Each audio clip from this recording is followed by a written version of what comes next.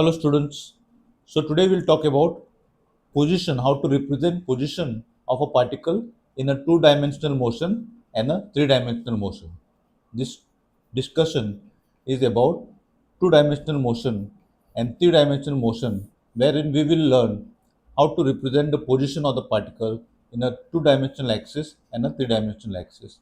So in the previous lecture, in the previous class, previous session, we have seen what is the difference between a two-dimensional motion and a three-dimensional motion. So now, before we move further, before we see the equations of two-dimensional and three-dimensional, and whether we can use kinematics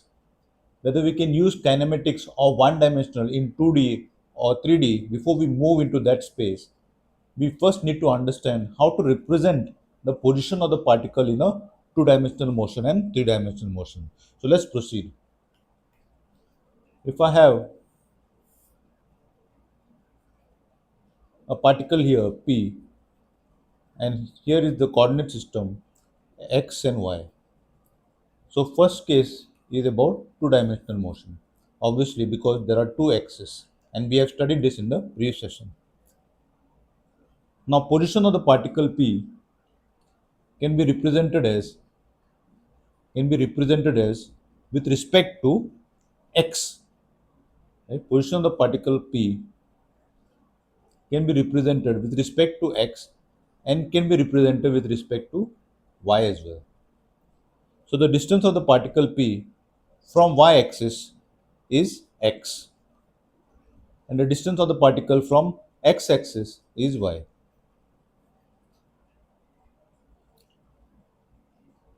This notation is called as the unit vector notation.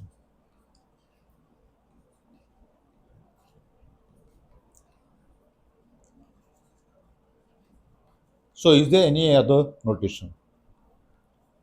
Yes, there is another notation which is called as the magnitude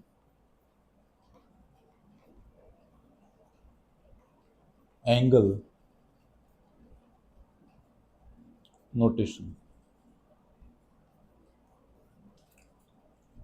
All right. So we get the particle here P, and this is the y-axis, this is the x-axis. So in the magnitude angle notation, what we do is we draw a vector here from the origin to the point P, and this vector we call as R. And then we identify what is the angle the particle is making with one of the axes. In this case, what is the angle of the particle with respect to x-axis. So then, first we will take for the unit vector notation. In the unit vector notation, how do we then represent the position of the particle? So we know that the position of the particle here is represented with two one-dimensional quantities. If I take singularly only x, then x become one dimensional. If I take only y, then y also is only a one dimensional. So r can be written as r vector, which is this from the origin to this point, right? I can represent it. I can represent the position with respect to r. So r position vector will be equal to x I cap. I cap is the unit vector along x axis plus y j cap. J cap is the unit vector along y axis.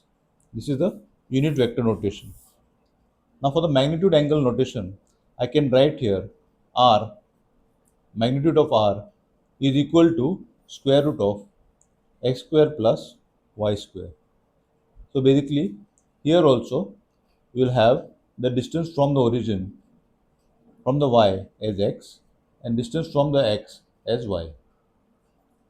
So square root of x square plus y square will give the magnitude of the position, and the angle will be given as tan inverse of y by x.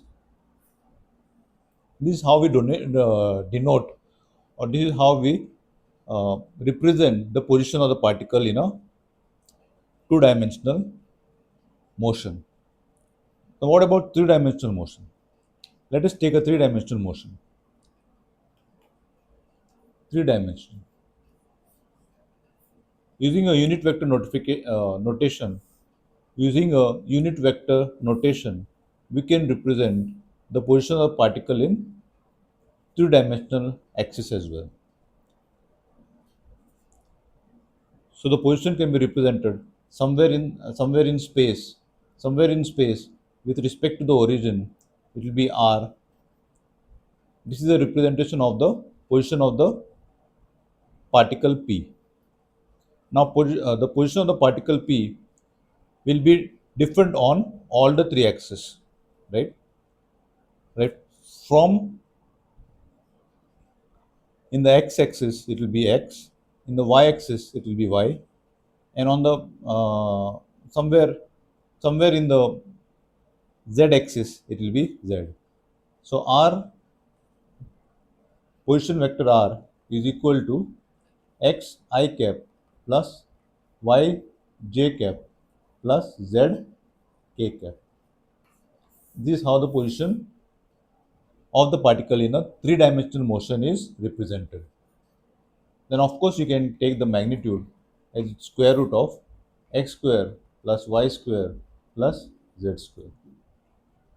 So this is how the position of the particle is represented in a three-dimensional motion. So now that we have seen position, let's move on to our next topic.